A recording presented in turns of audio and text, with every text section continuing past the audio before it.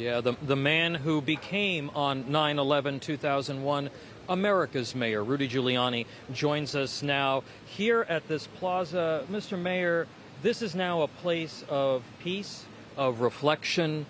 But on 9/11/2001, this was a war zone, and you were right in the middle of it. When did you know that this was going to be a day that would change your city and that would change America? Probably when the second plane hit. I knew it was a terrorist attack. I knew it was bin Laden. We had been warned about bin Laden for a couple of years. We had thought he was going to attack us before. It was my view and criticism at the time that we were encouraging him by the soft Clinton responses to him, hitting fields instead of dealing with the attack on a warship as an act of war. Should have been hit very hard, very early. We made that mistake, as we have in the past, and all of a sudden, I guess I really knew it when I saw a man jumping out of the 100th floor as I was going to the fire department command post. I knew we were in the middle of a war, and I told the police commissioner, Bernie Carrick, this is very different than anything we faced before. We're not going to have a book for this. We're just going to have to use our best instincts and pray to God that we make the right decision, because we're not going to make all the right ones. But we can't back up one step. We can't show them one step of backing up. And my firefighters and my police officers and Port Authority police officers, I don't know there's ever been more bravery shown in the history of the world than they showed. And the 9/11 Commission, people don't note this, said that was the greatest rescue mission in the history of this country. Yeah, well, they saved tens of thousands of lives that day. I have people coming up to me in Australia or in a subway station and saying, if it wasn't for your firefighters, wasn't for your police officers, I wouldn't be here. And then I tell them about that passage in the 9/11 Commission. So there it is. It's the worst evil we've ever confronted, or I've ever confronted, and it's the greatest bravery. It's, as Father Jordan just said, we try to have a tale of two cities, the worst of days because of the evil and the best of days because of the bravery. People came together, 415 of the first responders that rushed into those towers never came out. Yeah, and who does that? Who rushes in? I mean, remember we had that incident with the policeman. That's not the NYPD, the FDNY, the Port Authority. These men are men of extraordinary bravery. They're still that way.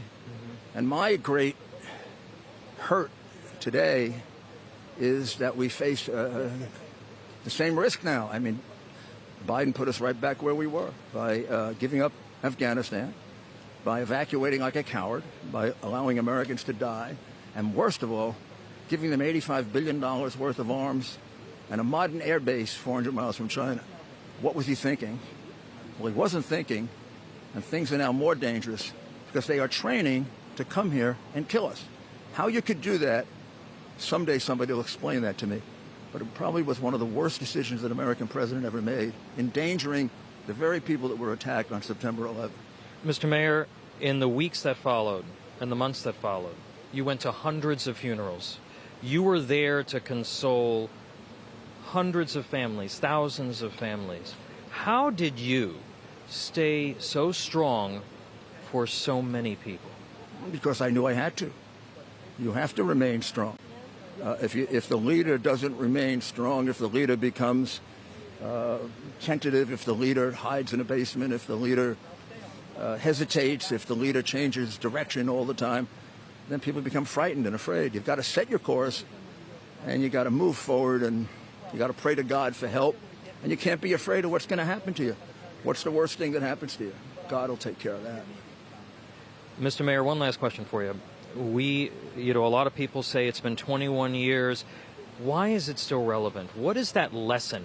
If you were teaching school children today, right, what's that lesson that even today we can continue to draw from this experience and from your experience that day? Well, there are two lessons, really, because this is not part of history yet. It's the same lesson as Pearl Harbor, which is never forget the sacrifices made by your brave men and women who defend you, and always be prepared. But the second lesson is this is still a threat. This is a live situation. This is not over.